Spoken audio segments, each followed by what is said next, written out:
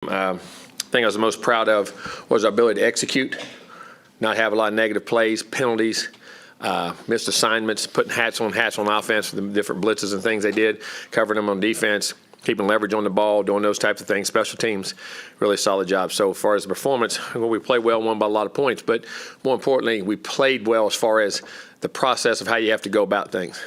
Missed assignments from communication, and they mixed fronts, brought blitzes on defense. Different. I mean, they were very challenging in the looks. So we had to do a lot of checks, a lot of different things with the quarterback, receiver. I mean, they did a really nice job defensively. Again, leveraged the ball, was physical, created turnover for points.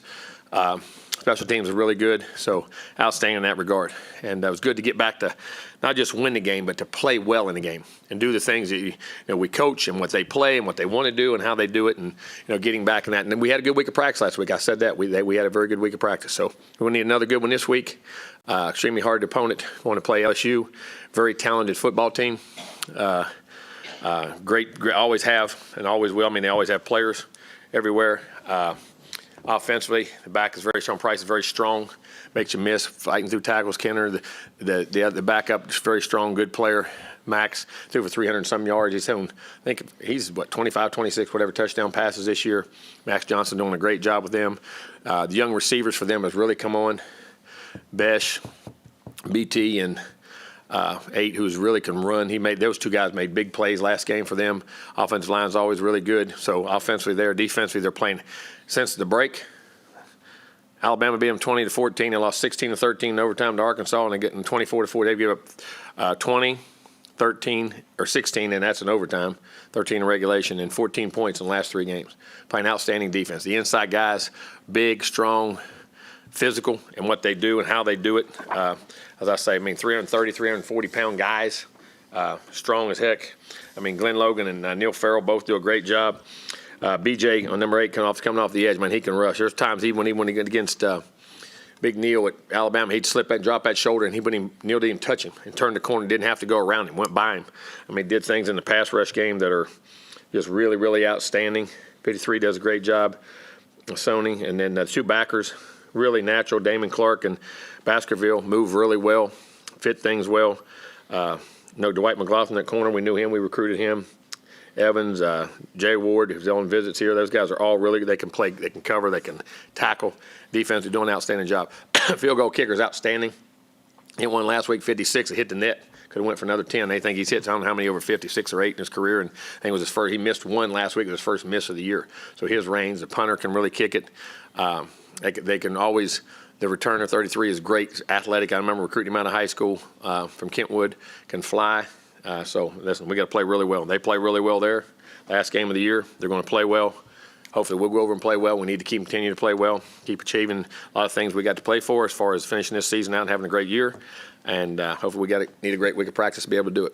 And like I say, I know it's going to be his last game, so it'll be very emotional. They'll be ready to play. They'll have them ready to play.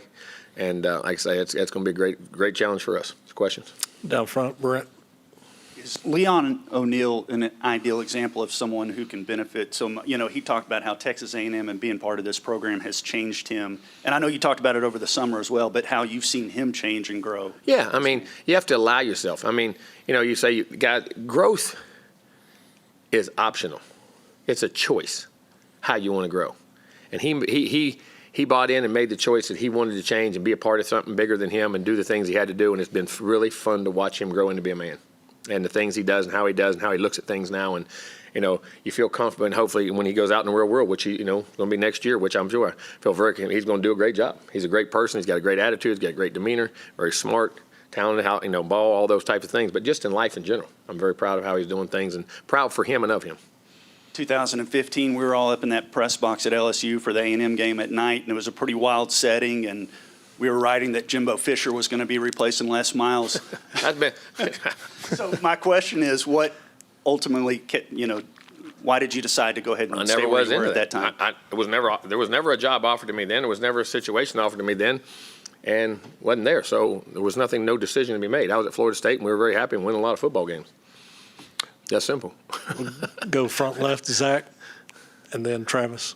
Jimbo, if I remember correctly, when you first arrived here, you were asked about this rivalry, and you said it might not necessarily be a rivalry yet just because of the wins and losses have been so one-sided. So do you feel like what you guys have accomplished since you've gotten here has created a rivalry? Well, I can say whether it's a rivalry or whatever, they're important games because they're SEC West games. They're all the West games. I call them double whammies. I mean, those are guys, they're league games and they're interdivisional games, and they're all rivalries to me. But, you're so close, proximity, and you battle. We recruit Louisiana, they recruit Texas, like everybody does, but they're very close and have always had great success here. So I think that kind of makes it that way, and they're a great team. They're one of the teams we're going to have to contend with year in, year out because they always have great players.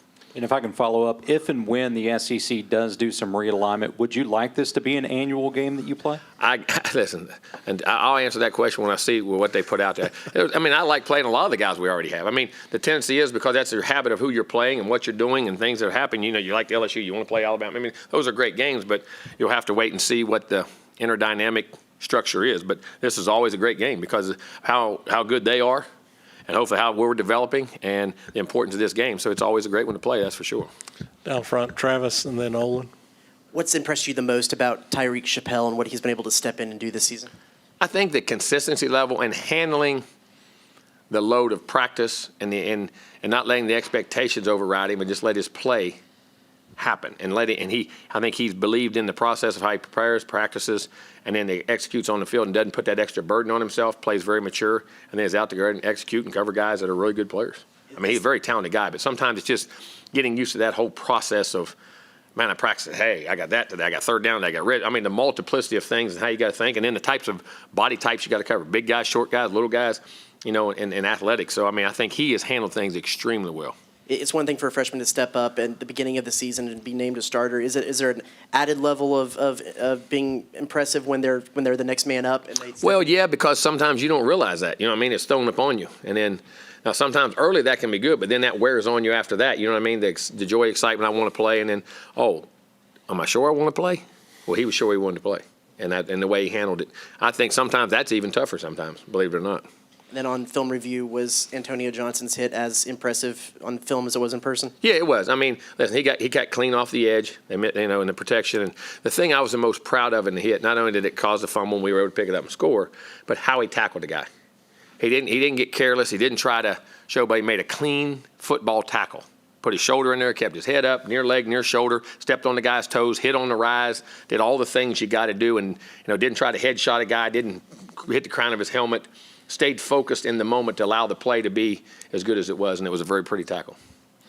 Go second row. Good teaching reel. A couple of things, Jimbo. First of all, I think I saw that Reuben Father just had his birthday. He was only 19. So you can't look at his face and tell you that. I thought he was 17. I thought he just turned 17. That's what I call him, the baby face. But gosh, I just want he's played 10 games as an 18-year-old. Bryce Foster too. Yeah, what is Chappelle? All those guys are same age. They're just 18. They're 18, 19 years old. All those guys are in that same group. Wonder why I had headaches during the year. When you're sitting there and you talk about worries, and not just worries that they can't play, but those young guys. The load on those guys and the injuries that happened and the things that happened and the situations they got put in. But he has done an outstanding job. He is a tremendous human being. He really is. Reuben is very intelligent, not only athletic and long and all that, but very conscientious young man. Wants to do good, practices to do good. There's guys that make mistakes, and I always say this about when you're immature, when you're young, and you get yelled at, or and you feel bad. You feel bad because you got yelled at. It's not him. He feels bad because he let you down because maybe if he didn't make a play or something. You know what I mean? And that's why he's such a good player. He's so conscientious and drives himself and pushes himself. And his parents are phenomenal people, and he is too, and he's a great talent.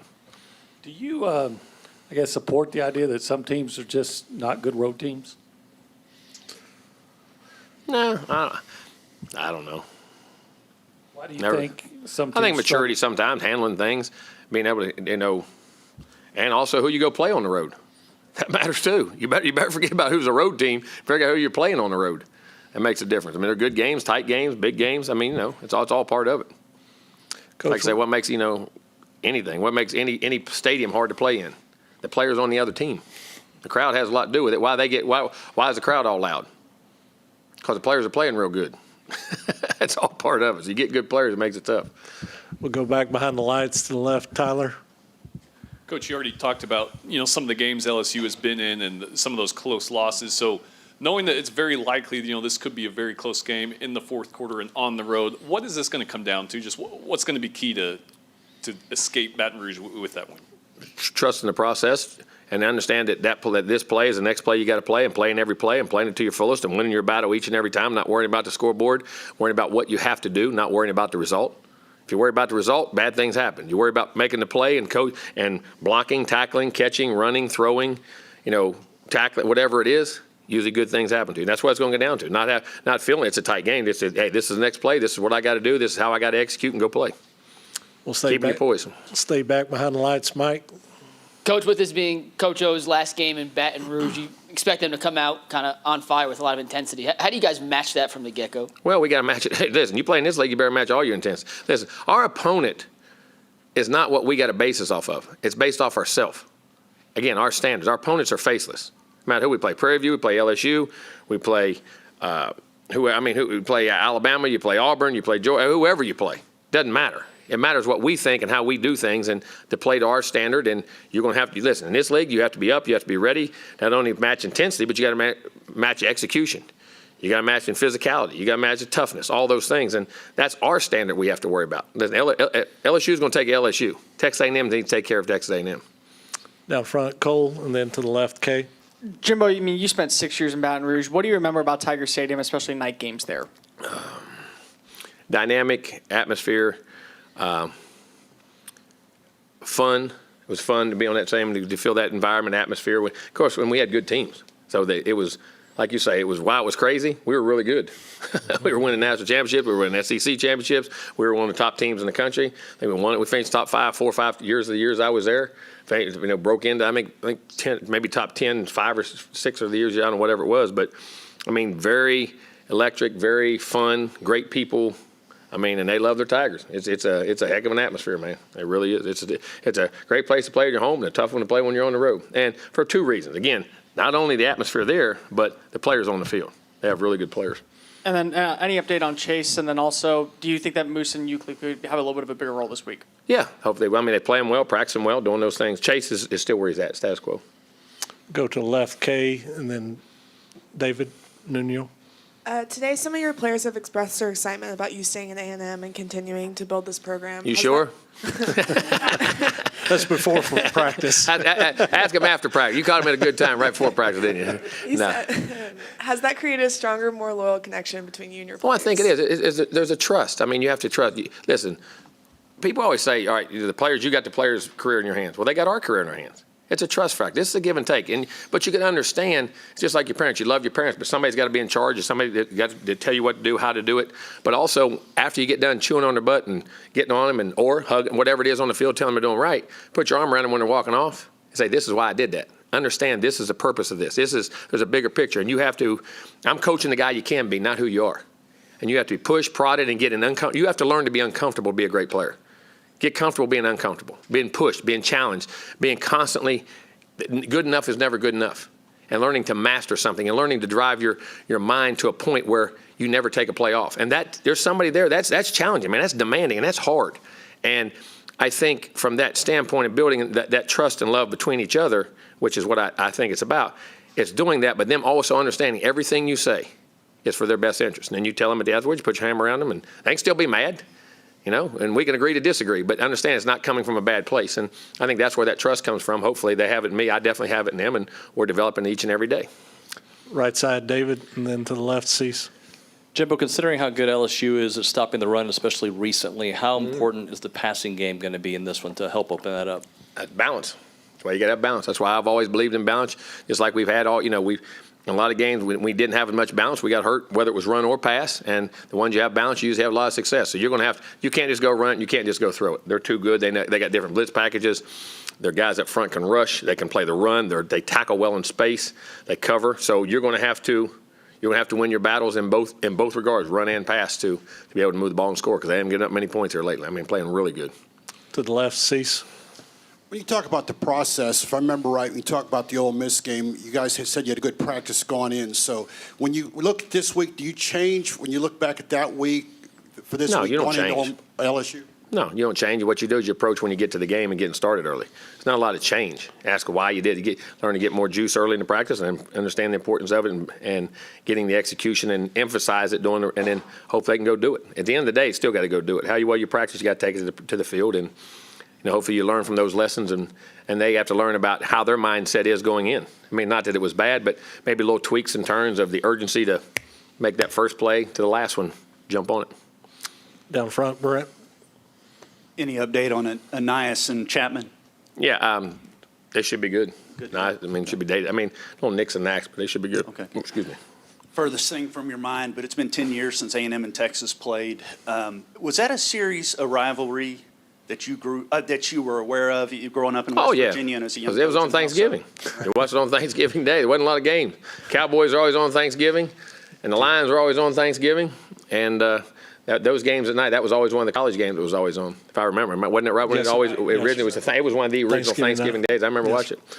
Bubba Bean and Johnny Lamb, Ham and Jam, and I remember all those names back then. Earl Campbell. That was names I remember. Off the top of my head.